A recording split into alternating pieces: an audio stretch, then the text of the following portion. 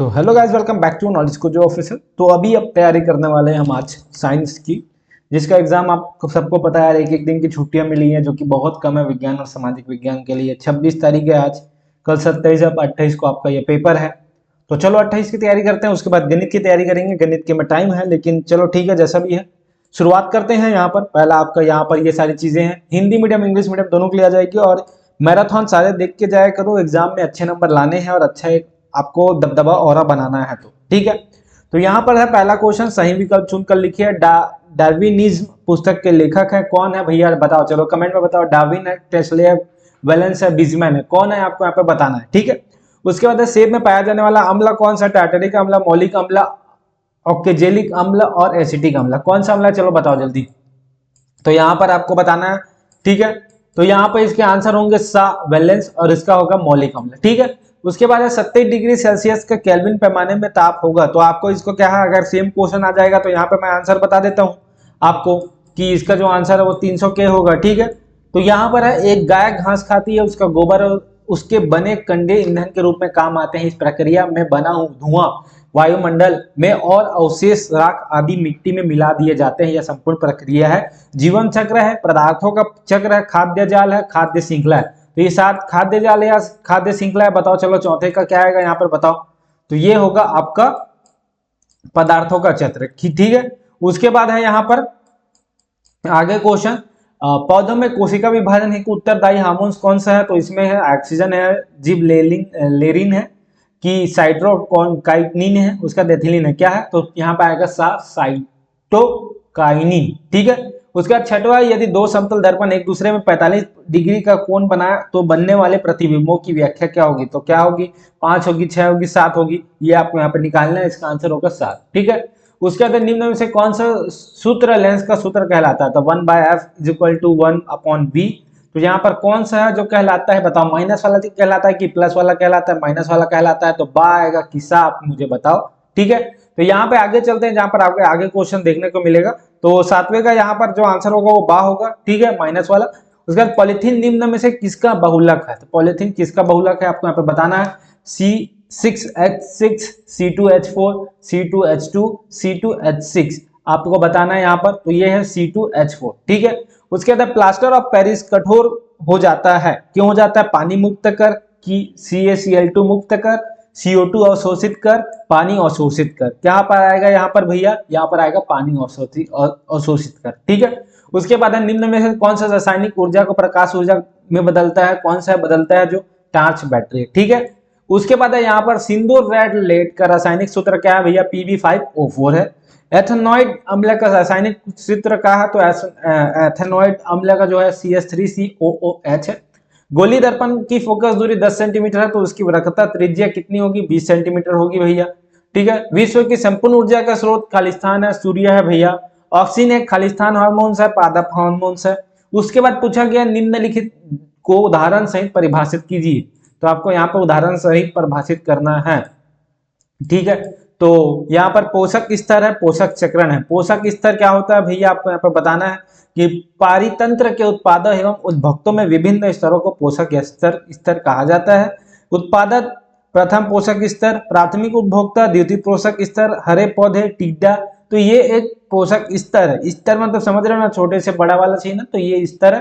ठीक है, उसके बाद पोषण चक्रण यहाँ पर दिया गया होगा, तो यहाँ पर वो आप कर लेना। उसके बाद निम्नलिखित ग्रंथियों में स्रावित होने वाले हार्मोन्स का नाम लिखकर उसका कार्य लिखो। तो अग्नाशय क्या करता है, अग्नाशय से स्रावित होने वाले हार्मोन्स का नाम इंसुलिन है।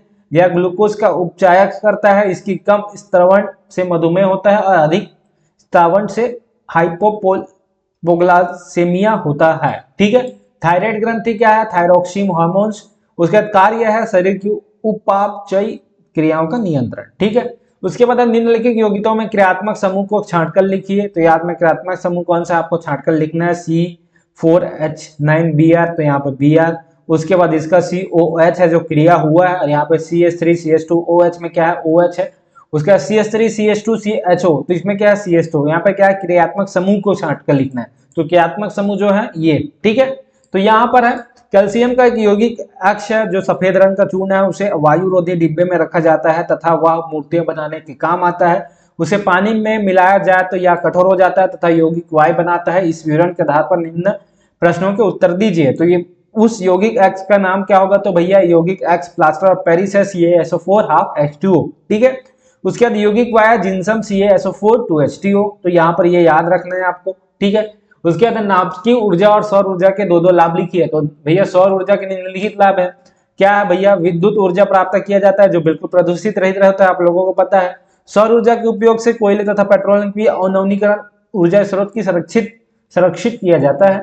उसके बाद नाभिकीय ऊर्जा के लाभ क्या है, बहुत अल्प मात्रा से बहुत अधिक ऊर्जा विमोचित होती है।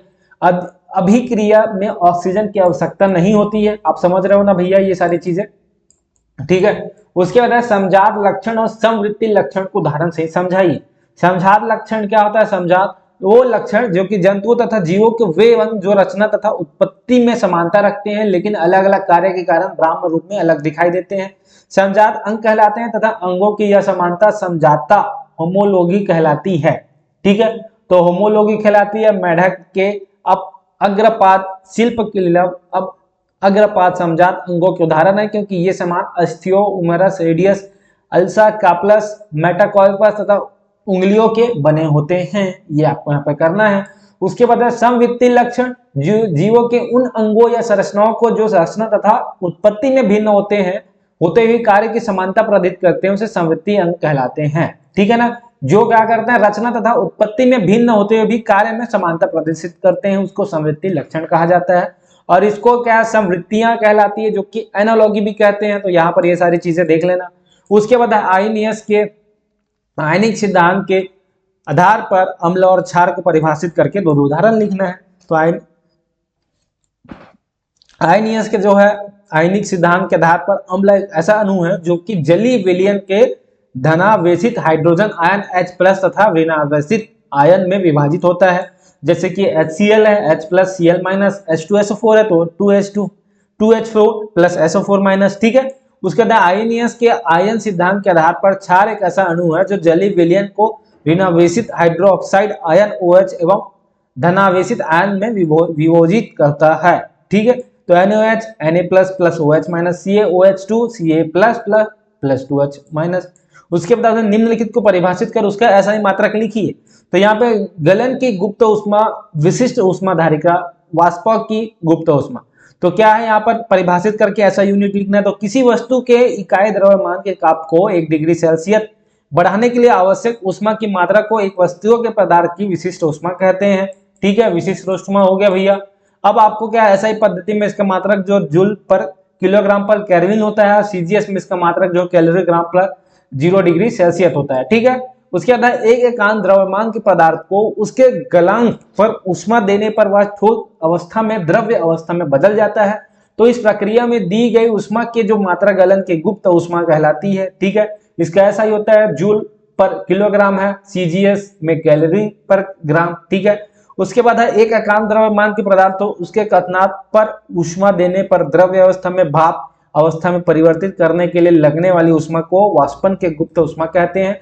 ऐसा ही मात्रक है जूल पर किलोग्राम, ठीक है। उसके बाद आप प्रयोगशाला में H2 और N2 गैस बनाने की विधि को केवल समीकरण लिखकर दोनों का उपयोग कीजिए। तो हाइड्रोजन बनाने की विधि क्या है भैया, Zn zinc plus HCl hydrochloric acid ZnCl2 plus H2, ये जो अपसाइड जिंक हाइड्रोक्लोरिक अम्ल जिंक क्लोराइड, यहाँ पर ये देख सकते हो। उसके बाद क्या है, यहाँ पर जो प्रयोगशाला में होता है, ईंधन सेल में हाइड्रोजन अणुओं के विघटन से विद्युत ऊर्जा उत्पन्न की जाती है और फिर हाइड्रोजन और ऑक्सीजन के बीच अभिक्रिया से उष्मा या ताप उत्पन्न होती है। जीवाश्म ईंधन की अपेक्षा इसमें प्रदूषण कम होता है, ये आपको यहाँ पर करना है। उसके बाद NH3 HCl आदि के औद्योगिक उत्पाद लिखिए। N2 + 3H2 gives out 2HNO3, ठीक है। वनस्पति तेलों में हाइड्रोनीकरण से वनस्पति वसा के निर्माण में वनस्पति तेलों में उपस्थित कार्बनिक यौगिकों में कार्बन परमाणु के बीच द्विगुण बंध पाए जाते हैं जो हाइड्रोजन में अभिक्रिया कर वनस्पति वसा में बदल जाते हैं। तो ये आपको यहाँ पर करना है। नाइट्रोजन के औद्योगिक उपयोग है अमोनिया तथा नाइट्रिक अम्ल के औद्योगिक निर्माण में, डिब्बा बंद भोज्य पदार्थ, चिप्स के पैकेट आदि में, अक्रिय वातावरण बनाने में, कृषि क्षेत्र में उपयोगी उर्वरक जैसे यूरिया अमोनिया फास्फेट आदि बनाने में, उसके बाद है रासायनिक समीकरण NH4Cl plus NaNO2 gives out NaCl plus 2H2O plus N, ठीक है। उसके बाद है समतल दर्पण, अवतल दर्पण और उत्तल दर्पण में अंतर, तो ये क्वेश्चन लिख लेना आएगा।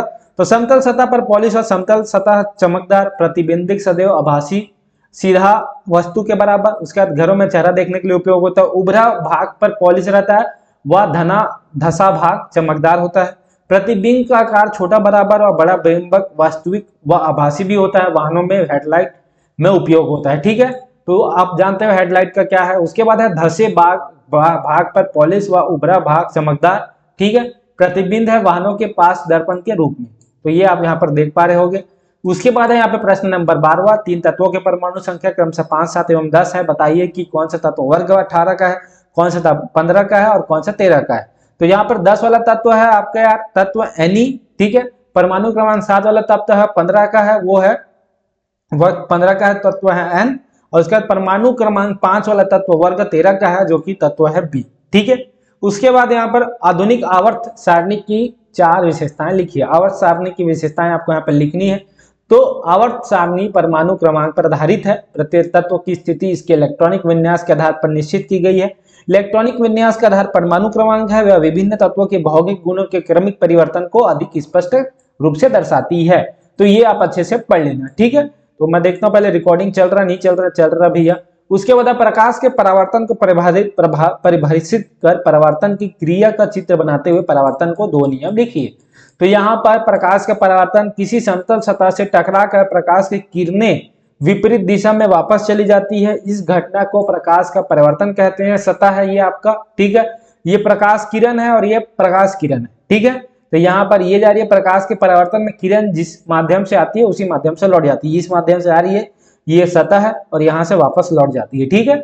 उसके बाद यहाँ पर देखो अब आपतन बिंदु है जो कि अभिलंब है। यहाँ पर आपतित किरण है और ये परावर्तित किरण है, ये आपको समझाने के लिए है। आपतित किरण क्या होता है, पराधिक किरण तथा अम्लिक तीनों एक ही तल में होते हैं। ये तीनों एक ही तल में है, जैसे कि ये समतल है, ठीक है। यहाँ पर ये जो है यहाँ पर सेंटर वाला अभिलंब है जो बोला जाता है। उसके बाद आपतन कोण तथा परावर्तन कोण सदैव बराबर होते हैं। तो ये जो है angle R is equal to angle I is equal to angle R, ये दोनों बराबर होते हैं, ठीक है। फिर अथवा यहाँ पर जो कि आपको देखने को मिलेगा अपवर्तांक को परिभाषित कर उसका ऐसा ही मात्रक लिखिए। यदि पानी का अपवर्तांक 1.33 है तो पानी में प्रकाश की चाल ज्ञात कीजिए।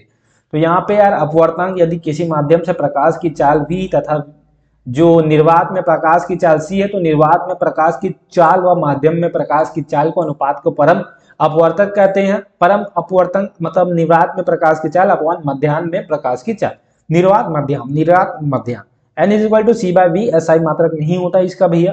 पानी का अपवर्तन होता है is equal to 1.33 is equal to 4/3। निर्वाण की प्रकाश की चाल क्या है, C is equal to 3 × 10⁸ metre second पर सेकंड। पानी में प्रकाश की चाल V हम जानते हैं कि यहाँ पर निर्वात में प्रकाश की चाल और पानी प्रकाश की चाल ये होता है।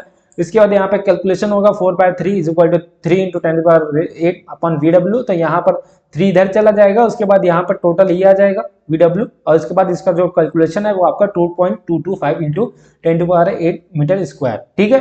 पानी का प्रकाश की चाल में आपको 2.25 × 10⁻⁷ जो मीटर से होगी।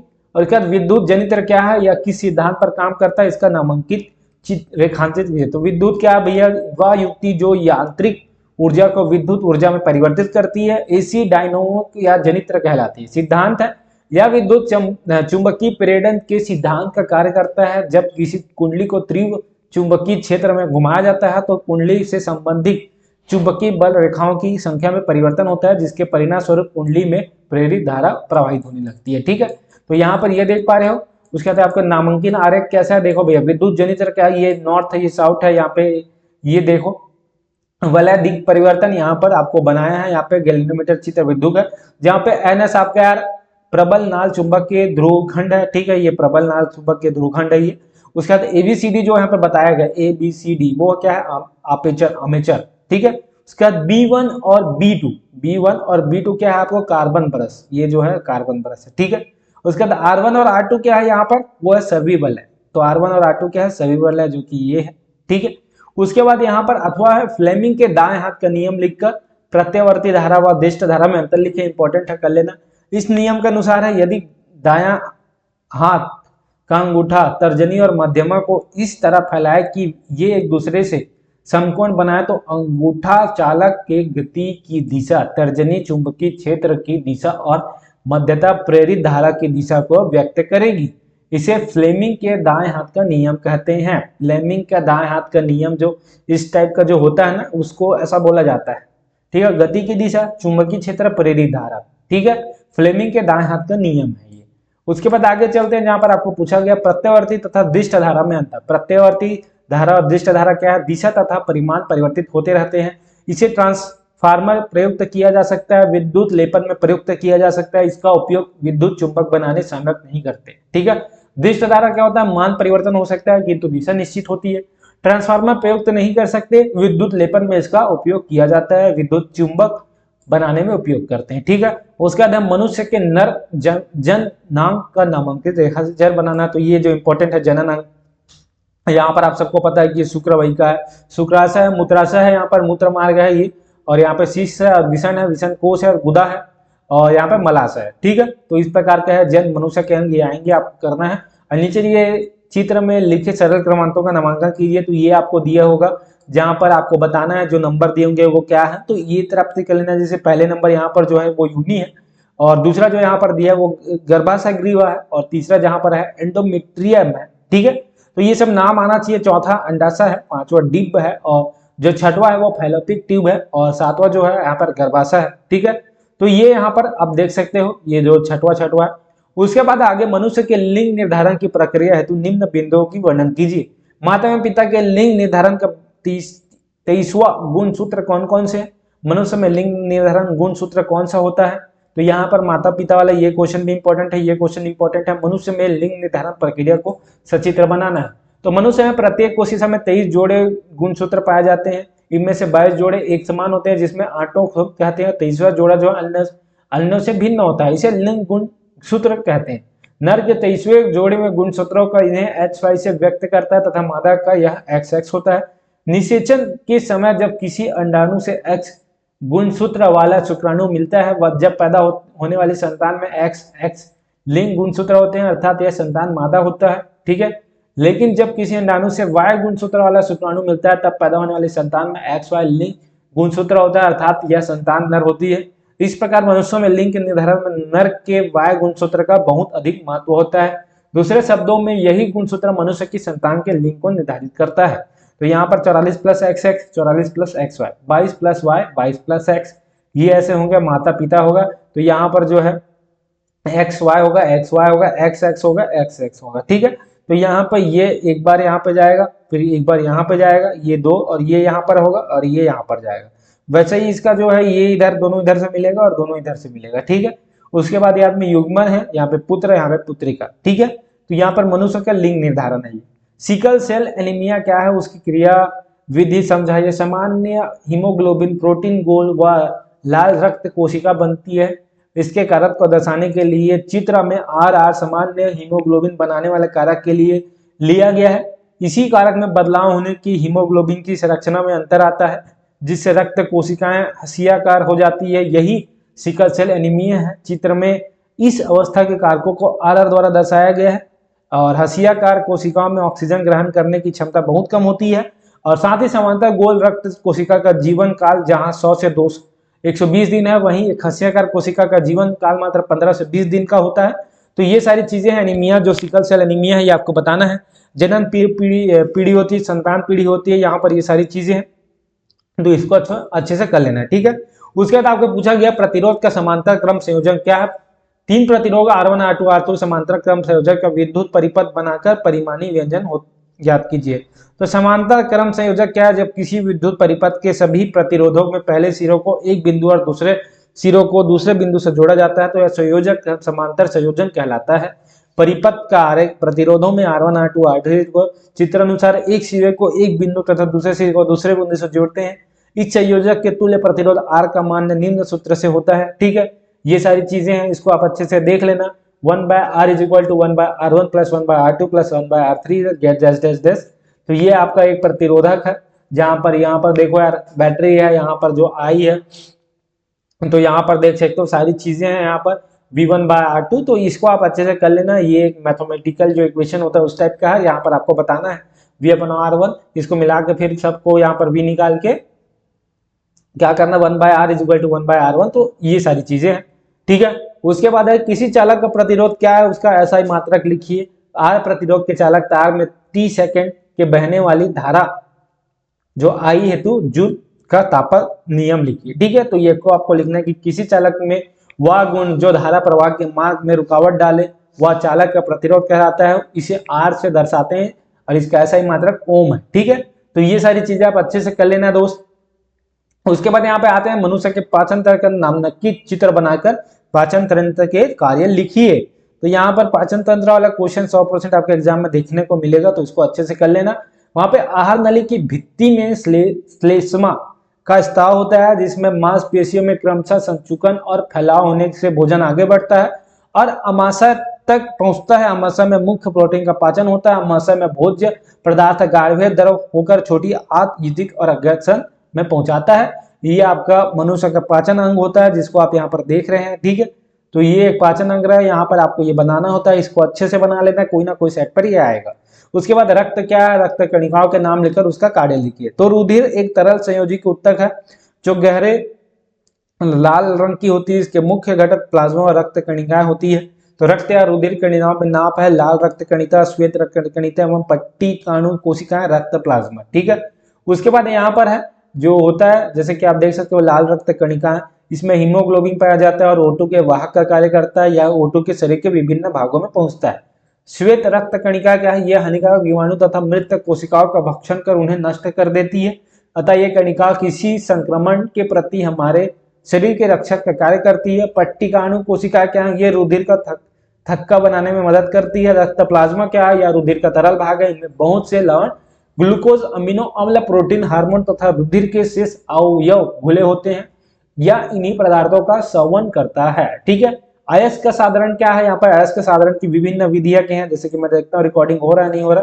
तो यहाँ पर खदानों में प्राप्त अयस्क से जो अत्यधिक मात्रा में मिट्टी रेत है, तो इसको आपको अच्छे से कर लेना है। चुंबकीय मैग्नेटिक जो मैग्नेटिक सिपरेशन मेथड, ये सारी चीजें बहुत आसान है, एक बार पढ़ोगे सबको समझ आ जाएगा। तो चुंबकीय यहाँ पे पृथक्करण विधि है। तो यहाँ पर मिश्र धातु क्या है और किन्हीं 3 मिश्र धातु का नाम आपको यहाँ पर लिखना है, उपयोग करके 3 सल्फाइड अयस्कों के नाम लिखना है। तो स्टेनलेस स्टील, एलिनिको पीतल, Fe+Cr+Ni। तो यहाँ पर बर्तन, सेविंग ब्लेड, शल्य क्रिया के उपकरण बनाने में, तो ये सारी चीजें करना है यहाँ पर। तो यहाँ पर प्रश्न जो सेट ए है वो कंप्लीट होता है। तो दूसरे सेट में चलते हैं। हाँ यार, मेरे दांत में कुछ लग गया है यार, बहुत ज्यादा वो हो रहा है, क्या बोलते हैं उसको। ठीक ठीक, यहाँ तक हो गया ना, आप लोगों को अच्छे से कर लेना भैया, पढ़ना है तुम लोग को ना।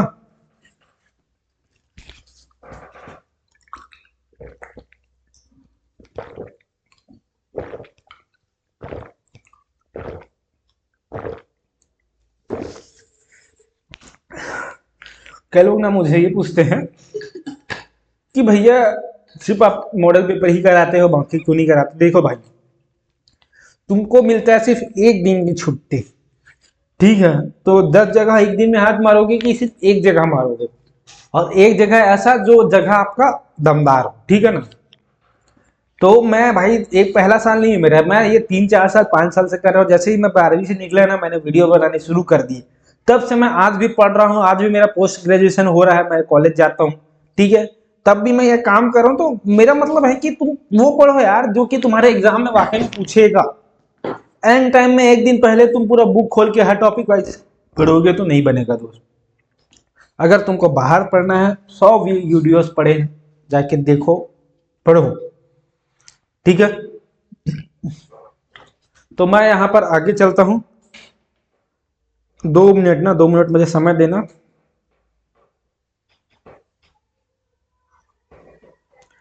तो कैसे गया आप लोगों का पेपर 10th फॉलो, पीडीएफ बना के मुझे यार भेजना, और कैसे गया है बताना।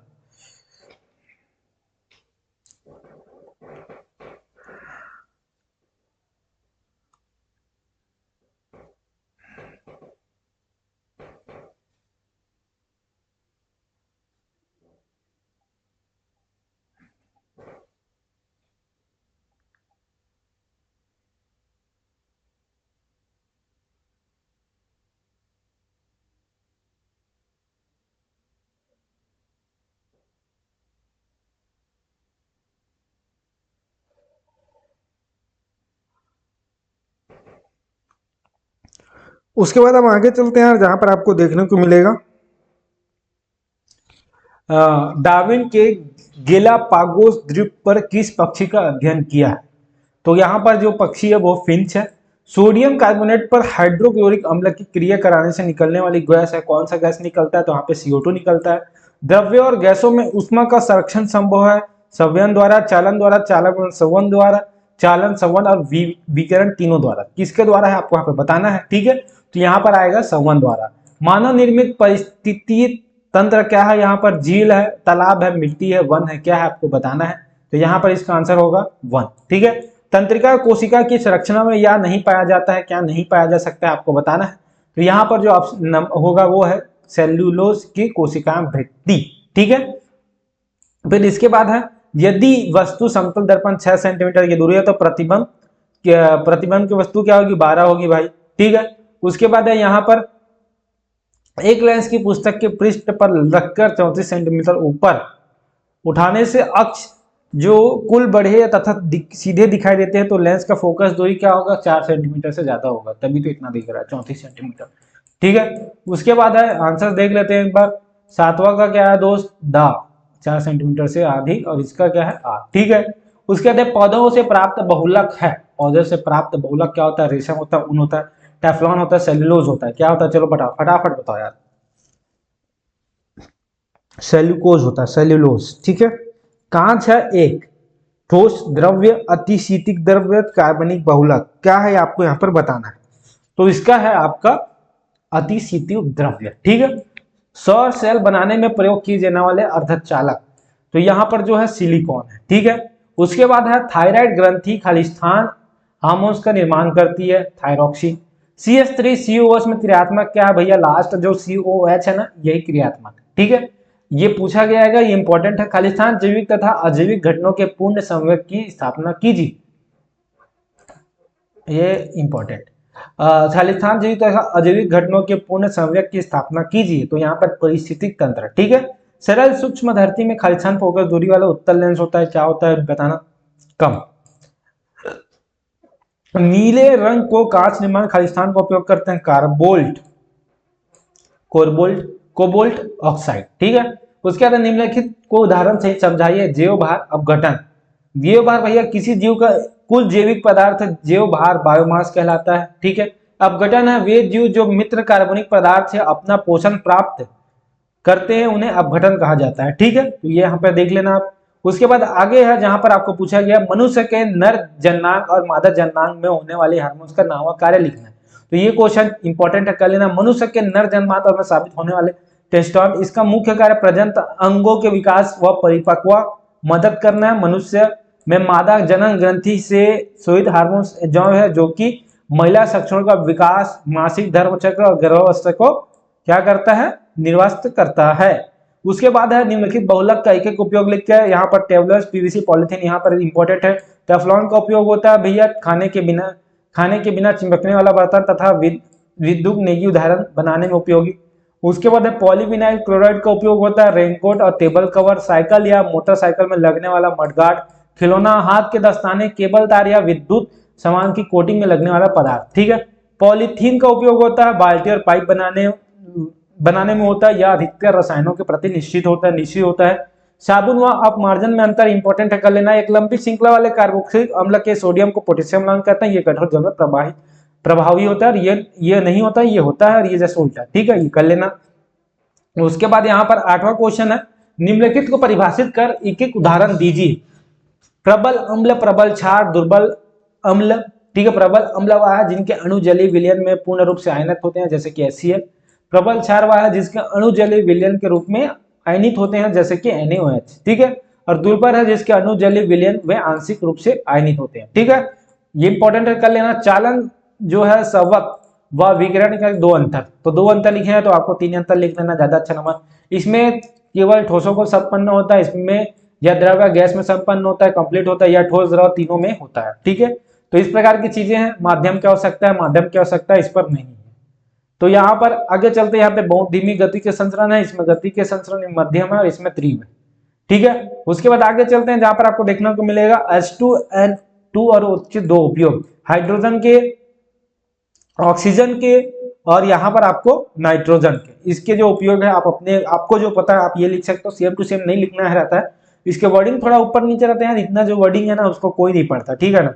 तो इसका जो है उपयोग अपने हिसाब से लिखना जो आपको यहाँ पर पढ़ता है।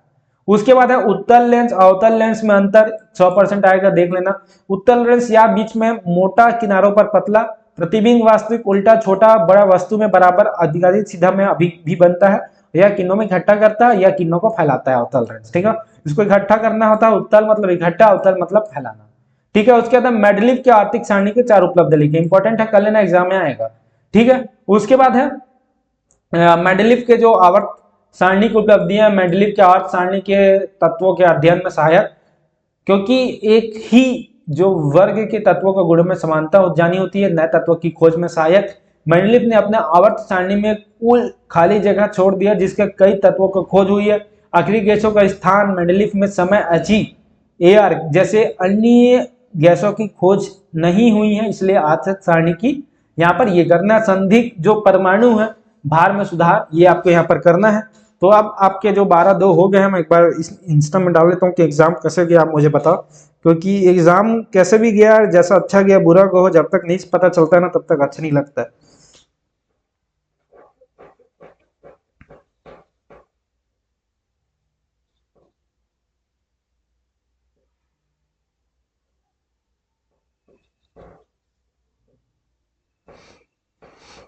हम्म।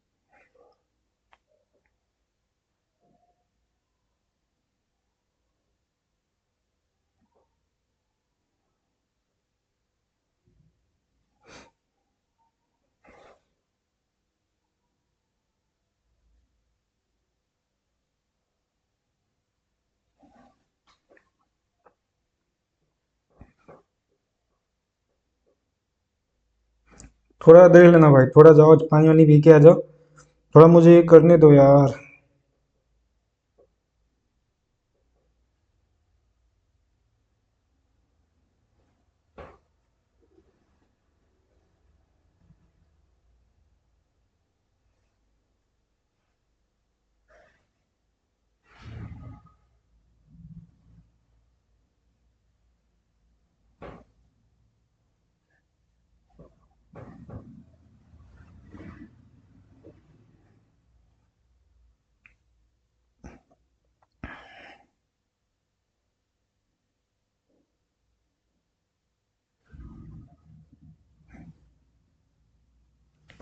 तो फिर आगे चलते हैं, यहाँ पर आपको देखने को मिलेगा, चलो आ जाओ भैया फटाफट आ जाओ, चलो। त्रि तीन तत्व ए बी सी एवं सी के परमाणु संख्या क्रमशः 18, 10 और 6 है। तो बताइए कि आवर्त सारणी में 6 परमाणु क्रमांक वाले 3 तत्व नाम में संकेत लिखिए, कौन सा 2 तत्व समान वर्ग का है, कौन सा 2 तत्व समान आवर्त का है, ये आपको बताना है, और कौन सा 2 तत्व शून्य वर्ग के हैं। तो 6 परमाणु क्रमांक वाले सी तत्व का नाम कार्बन व संकेत सी है। तत्व ए व वर्ग परमाणु क्रमांक 18 और 10 समान वर्ग में है। तत्व बी और सी परमाणु क्रमांक 10 व 6 वाले तत्व आवर्त हैं, और यहाँ पे तत्व ए और बी परमाणु क्रमांक 18, 10 से शून्य वर्ग के हैं, ठीक है। उसके बाद है प्रकाश का आवर्तन कीजिए, इंपॉर्टेंट है, कर लेना। आवर्तक के 2 नियम लिखकर इसके 2-3 नियम का परिगणित लिखिए। तो आवर्तक क्या होता है, जब प्रकाश किरण एवं समांगी माध्यम व दूसरे समांगी माध्यम से प्रवेश करती है तो उसके मार्ग से विचलित हो जाती है, इस घटना को प्रकाश का अपवर्तक कहते हैं। ये आपको यहाँ पर देखना है, ठीक है। 34 मिनट हो गया है, ये ज्यादा लंबा जाएगा लगता है मुझे। उसके बाद है यहाँ पे फ्लेमिंग का बाएं हाथ का नियम मैंने बता दिया, ये कर लेना, 100% एग्जाम में दाएं हाथ का था, ये बाएं हाथ का है, कर लेना, ठीक है। ये अपवर्तक है, इसको भी आप कर लेना, एग्जाम में आपको 100% कहीं ना कहीं पूछा जाएगा। ये है प्रकाश का अपवर्तक का क्या कारण है, यदि कांच का अपवर्तक 1.1 तो कांच का प्रकाश चाल ज्ञात कीजिए। तो प्रकाश का अपवर्तक का कारण भिन्न भिन्न माध्यम के प्रकाश की चाल भिन्न भिन्न होने के कारण एक समांगी माध्यम से दूसरे माध्यम से जाने का एक जो अपने मार्ग में मुड़ता है, कांच का अपवर्तन जो है 1.5 निर्वात के प्रकाश की चाल जो होती है 3 × 10⁻8 मीटर स्क्वायर। तो कांच में प्रकाश की चाल इज इक्वल टू v, तो n is equal to cv होगा। और n यहाँ पर क्या है आपको पता है कि n यहाँ पर जो है 1.5 और यहाँ पर आपको c है जो कि पता है, अपन v है, v फाइंड आउट करना है। तो v इज इक्वल यहाँ पर जैसे ही आप इसको इधर लेके चलोगे 3 × 10⁻8 मीटर अपॉन यहाँ पे करोगे 1.5, तो इसका होगा 2 × 10⁸। इसको यहाँ से ये करना होता है, ठीक है ना, इसको कुछ नहीं करना होता। तो यहाँ पे उत्तर आ जाएंगे आपके यहाँ पर। उसके बाद यहाँ पर फ्लेमिंग के बाएं हाथ का रूल है, वो दाएं हाथ का रूल था, दोनों कर लेना, इंपॉर्टेंट है, ये आएगा पेपर में 100%। पेपर देखा नहीं है लेकिन पेपर बनाया जरूर है मैंने। उसके बाद विद्युत मोटर क्या है, किस सिद्धांत पर काम करता है विद्युत मोटर का रेखाचित लिखिए। विद्युत मोटर आएगा 100%।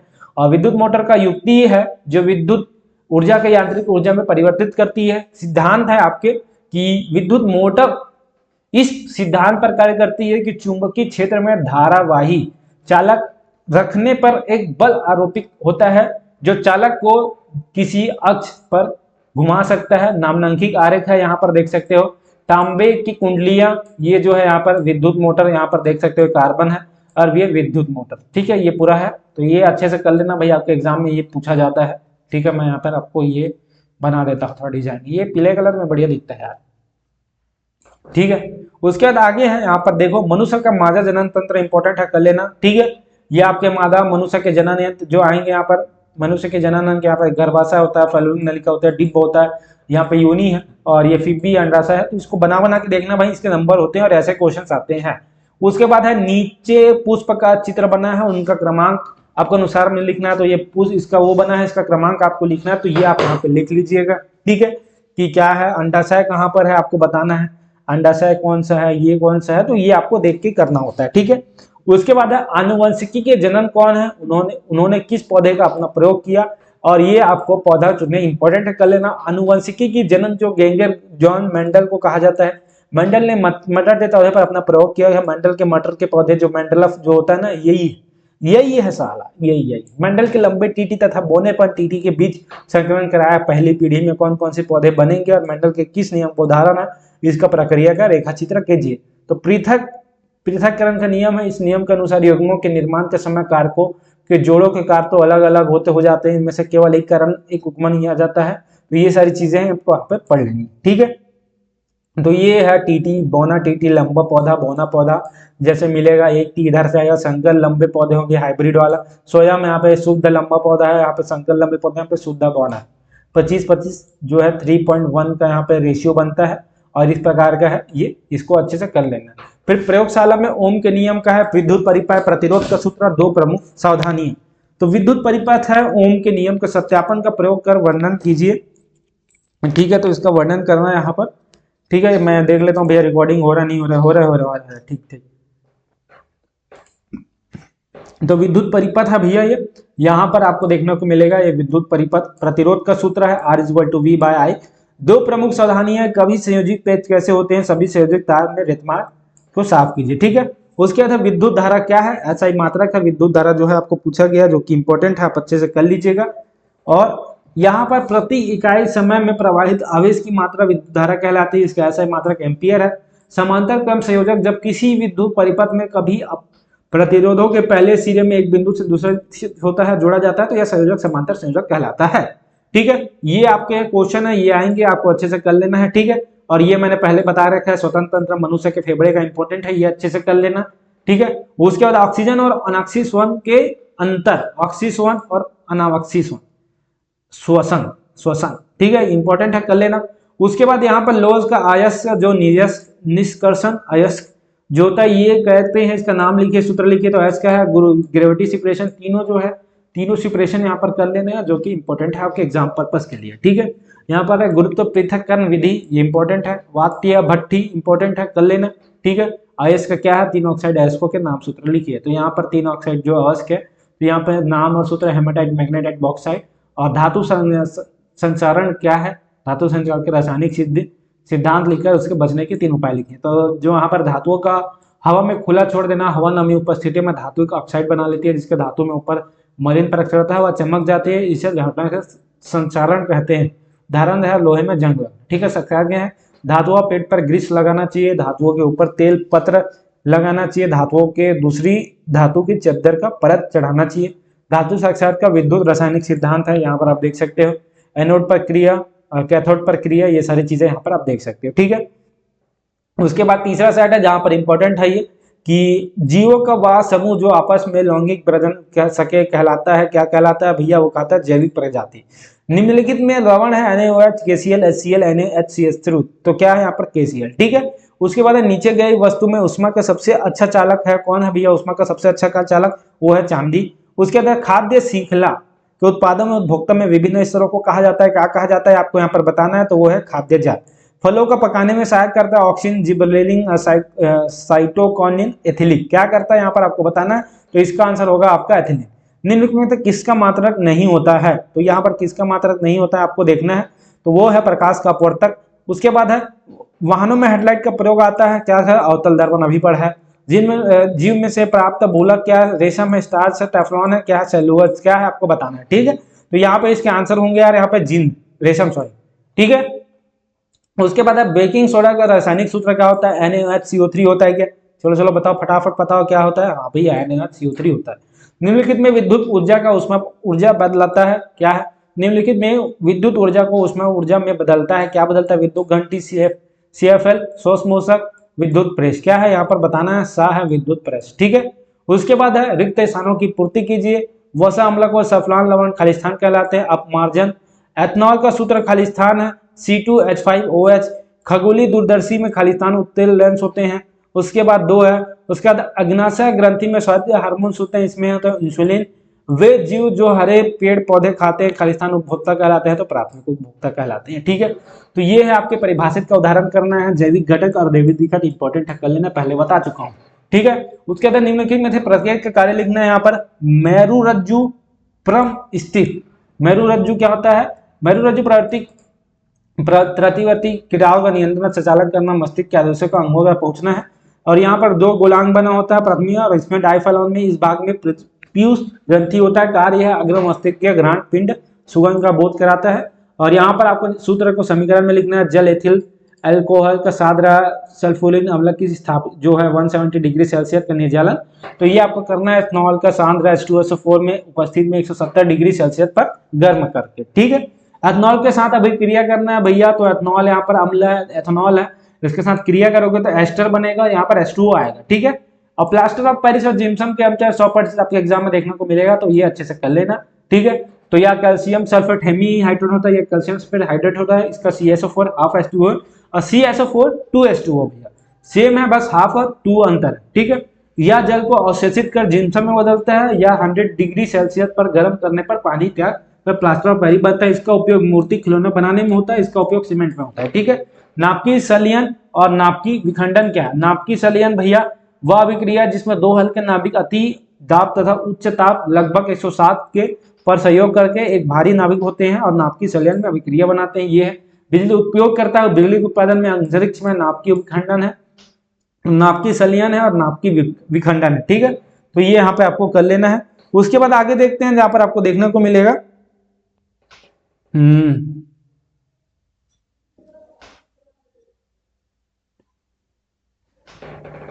हाँ, जो कि है आपका नाभिकीय विखंडन क्या है भैया, बताना है आपको नाभिकीय विखंडन क्या है, तो ये आप बता दीजिएगा। उसके बाद आगे देखते हैं यहाँ पर,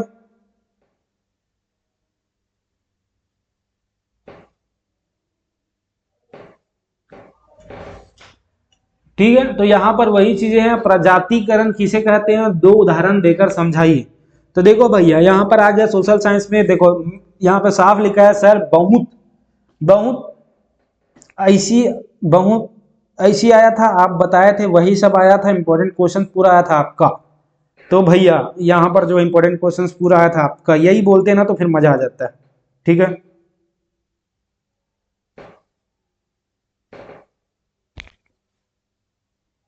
तो कैसे गया क्लास 10 सोशल साइंस, मजा गया ना, फोड़ा ना, कहाँ से क्वेश्चन आए थे बताओ यार मुझे, और कैसे बना है बताओ। तो कैसे गया क्लास 10 सोशल साइंस, मजा गया ना, फोड़ा ना, कहाँ से क्वेश्चन आए थे बताओ यार मुझे, और कैसे बना है बताओ। देखो भैया आप ही लोग के सामने में करना पड़ता है ये सब चीजें मुझे।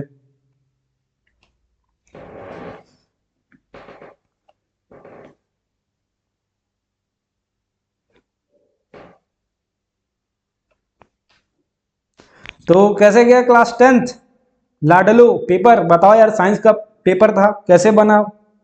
साइंस का पेपर तो मैं दे रहा हूँ, अभी पढ़ा रहा हूँ। चलो कुछ नया करते हैं।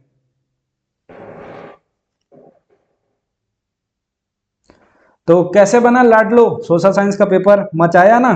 कैसे गया कमेंट में बताओ यार। तो कैसे बना लाडलो सोशल साइंस का पेपर? मचाया ना? कैसे गया कमेंट में बताओ यार। मजा नहीं आ रहा यार, वाइब नहीं आ रहा है, इन्हीं सब में करना पड़ रहा है।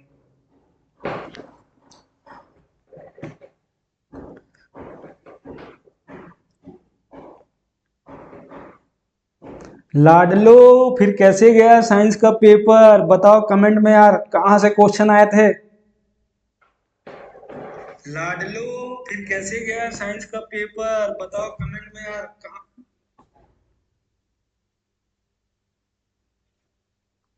अरे यार, मैं साइंस क्यों बोल दे रहा हूँ यार।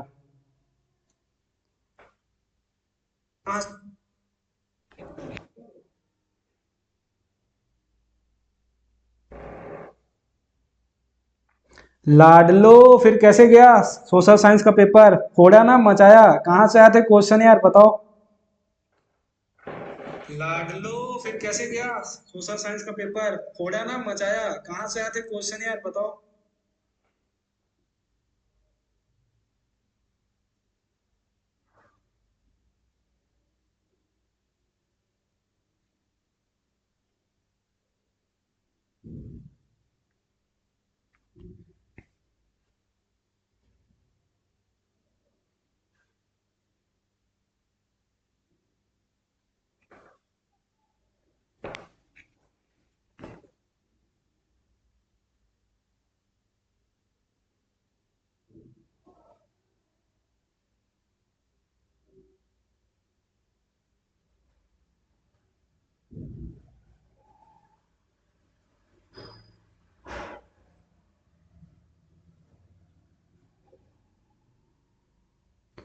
ठीक है, आगे चलते हैं। प्रजातिकरण किसे कहते हैं? दो उदाहरण देकर समझाइए। एक ही प्रजाति के समूह आपस में लैंगिक प्रजनन कर जैविक प्रजाति बनाते हैं, जब लेकिन जब आवासीय विविधता के कारण जब वे आपस में लैंगिक प्रजनन करने में समर्थ नहीं रह पाते, तब अलग अलग प्रजातियां बनने लगती है। इस घटना को प्रजातिकरण कहते हैं। ठीक है, समझ आ रहा है मैं क्या बोल रहा हूँ? प्रजातिकरण इंपॉर्टेंट है, एग्जाम में कर लेना भैया।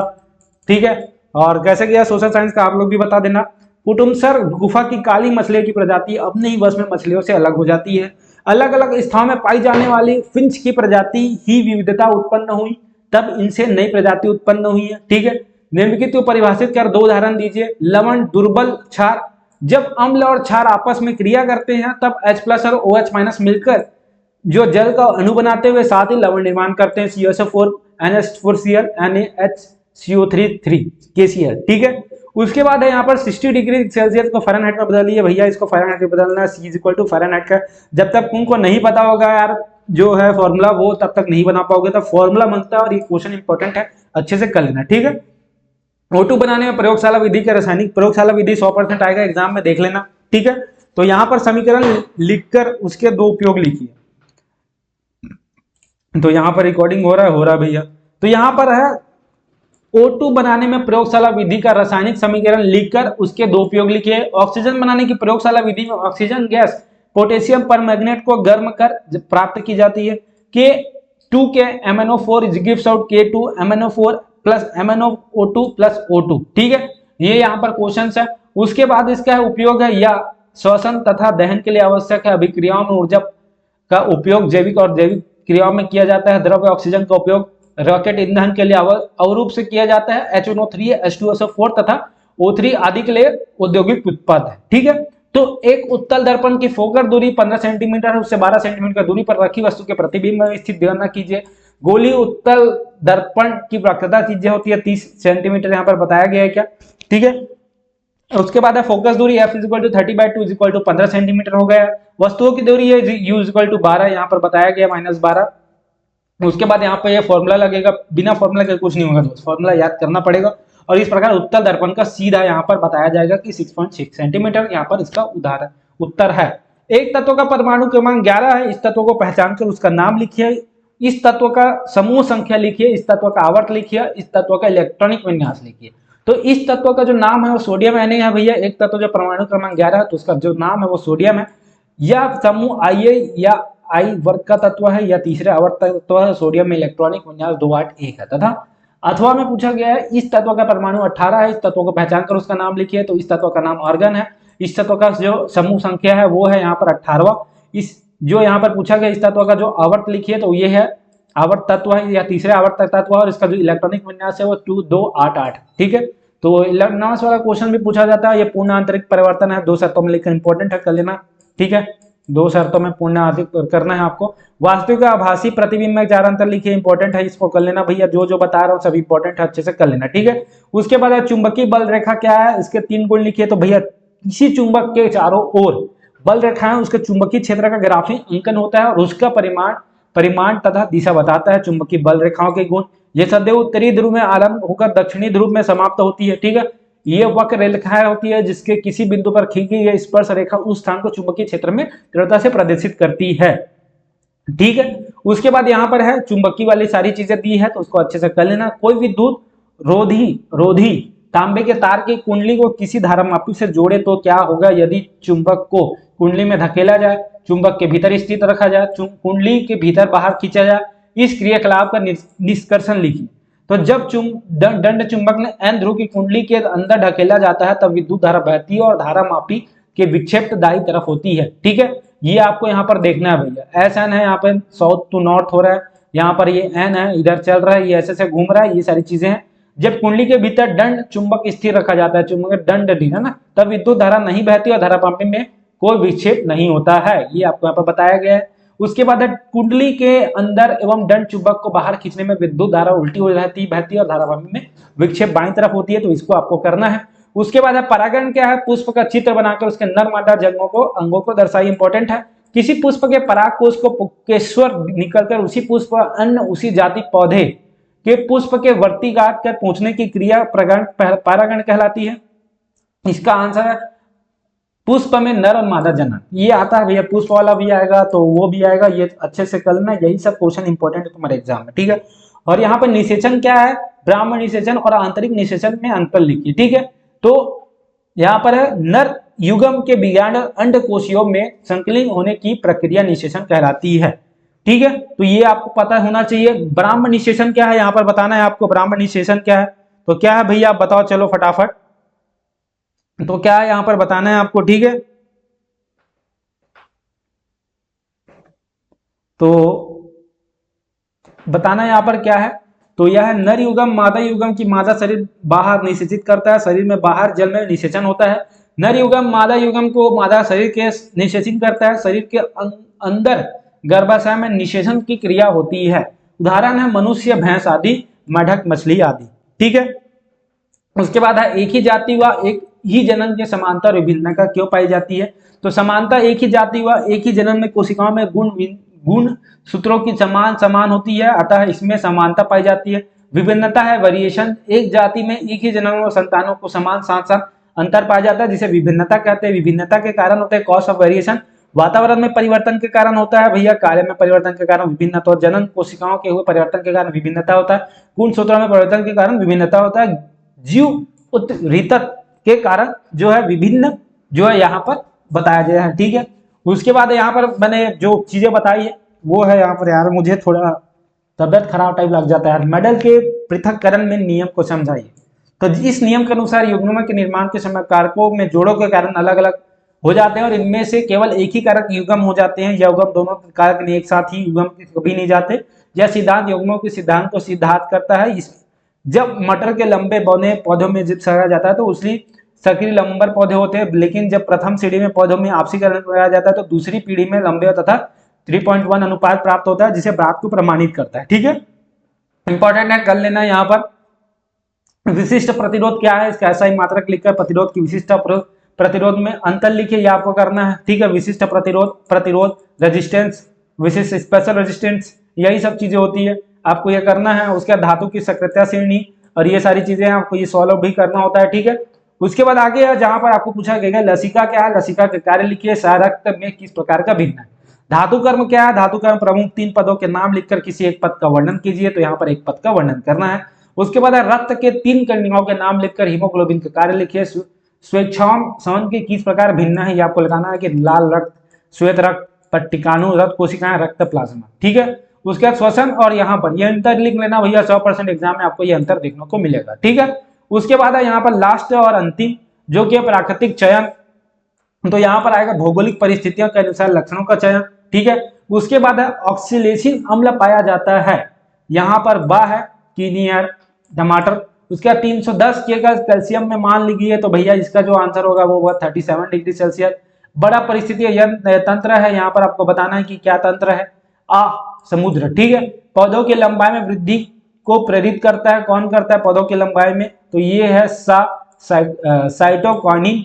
निर्वात में प्रकाश की चाल है, यहाँ पर क्या है प्रकाश की चाल निर्वात में आपको बताना है, तो ये है आपके 3 × 10⁸ मीटर सेकंड। ठीक है, उसके बाद आप फोकस दूरी f की वक्रता त्रिज्या r के संबंध में है, तो इसका आंसर होगा यहाँ पर आप देख सकते हो सा, जो कि है आपके 3 × 10⁸ किलोमीटर/आवर।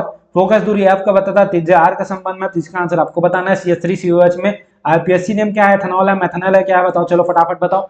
उसके बाद है निम्न में कौन सा जल का रोगाणु मुक्त करने के लिए प्रयुक्त होता है, कौन सा जल है जो रोगाणु मुक्त करने के लिए होता है, ये आपको यहाँ पर बताना है। ठीक है, तो उसका जो आंसर होगा दा होगा।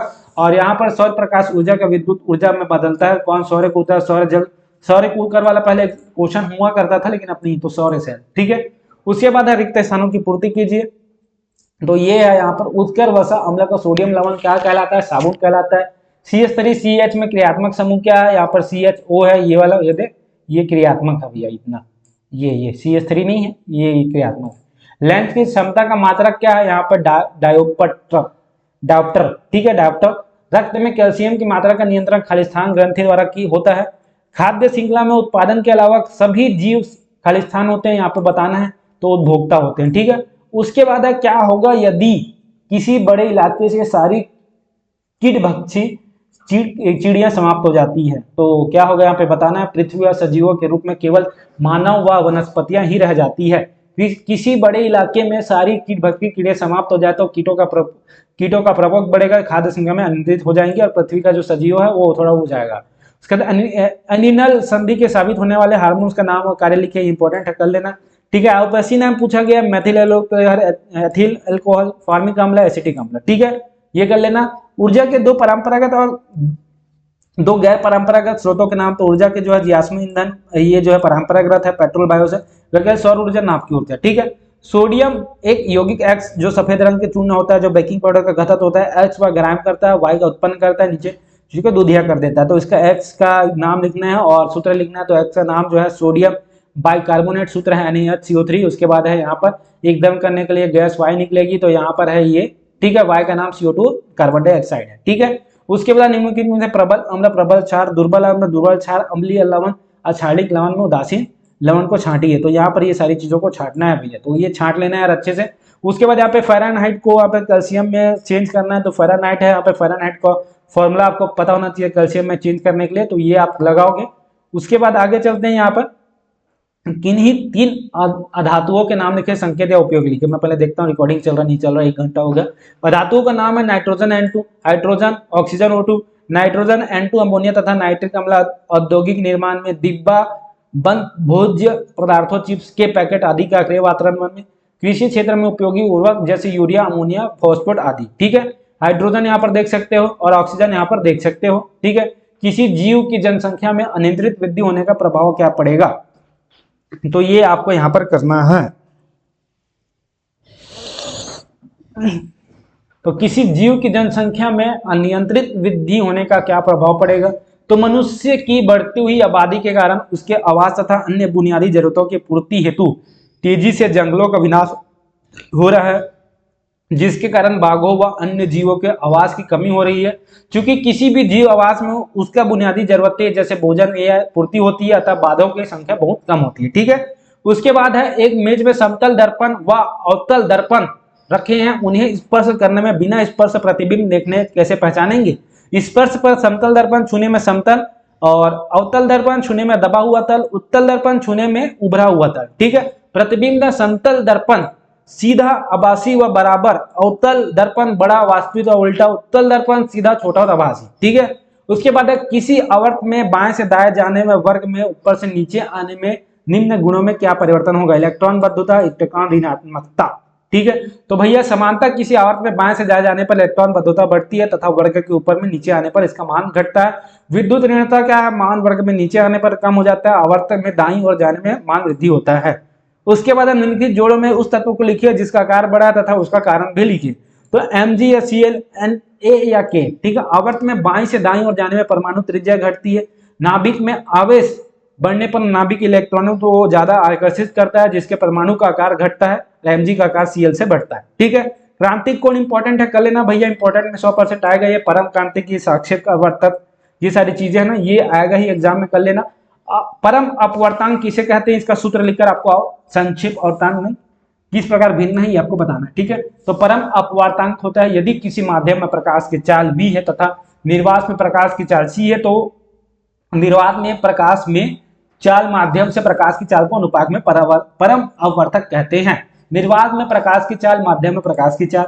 परम अपवर्तांक, संक्षिप्त वर्तांक, इसका मान सदैव 1 से अधिक होता है। प्रकाश सदैव वायु के माध्यम में प्रवेश करेगा, इसका मान जो है अधिक व 1 से कम होगा। यह माध्यमों में जोड़ों में निर्भर करेगा, इसका माध्यम वायु को छोड़कर मध्याह्न होगा। ठीक है, यहाँ पर देख लेना, यहाँ पर 14 क्वेश्चन है जो कि आपको इंपॉर्टेंट है। चुंबक की 3 यहाँ पर गुण लिखना है, तो गुण लिखिए। धारावाही परिनालिका चुंबक की भांति कैसे व्यवहार करता है तथा क्या किस क्षण जो है चुंबक की मदद करते हैं उसके उत्तरी ध्रुव को दक्षिणी ध्रुव में निर्धारण करना है। ठीक है, तो ये क्वेश्चन है। उसके बाद लैंगिक व अलैंगिक प्रजनन के 4 अंतर लिखिए, इंपॉर्टेंट है, तो ये कर लेना। उसके बाद यहाँ पर गुणसूत्र के 2 कार्य लिखना इंपॉर्टेंट है, ये कर लेना, गुणसूत्र वाले। ठीक है, उसके बाद यहाँ पे अलैंगिक है और लैंगिक है, ये कर लेना। उसके बाद नर युगम और मादा युगम में अंतर इंपॉर्टेंट है, कर लेना 100%। ठीक है, ये आप यहाँ पे कर लेना। उसके बाद यहाँ पर है 17 क्वेश्चन, एक घर में प्रतिदिन 40 वोट का, जो इंपॉर्टेंट है, कर लेना यार। 2 चालक है, ये भी इंपॉर्टेंट है। न्यूमेरिकल है, सारे न्यूमेरिकल टाइप है, इसको खुद से बनाना पड़ेगा। उसके बाद 18 क्वेश्चन है जो कि आपका रक्त और रसिका में 5 अंतर है। रक्त क्या होता है? रंग लाल होता है, घटक प्लाज्मा होता है, प्रोटीन अधिक होती है, प्रवाह तेज है, प्रणाली परिसंचरण तंत्र है, कार्य है ऑक्सीजन, पोषक तत्व, हार्मोन्स का परिवहन यहाँ पे हल्का पीला होता है, श्वेत कणिका होता है, प्रोटीन होता है, धीमा होता है, लसिका तंत्र होता है, उत्तर द्रव संतुलन होता है। ठीक है, ये हृदय का है, इंपॉर्टेंट है, कर लेना, हृदय वाला भी आएगा। भर्जन क्या है? इस प्रक्रिया के दौरान अयस्क होने में परिवर्तन को स्पष्ट कीजिए, तो इसको आपको स्पष्ट करना है। ठीक है, तो यहाँ पे टोटल गलक और धातुमल इंपॉर्टेंट है, कर लेना। ठीक है, गलक क्या, गलक के प्रकार किस प्रकार दीजिए, धातुमल में किस प्रकार अलग है, इंपॉर्टेंट है, कर लेना।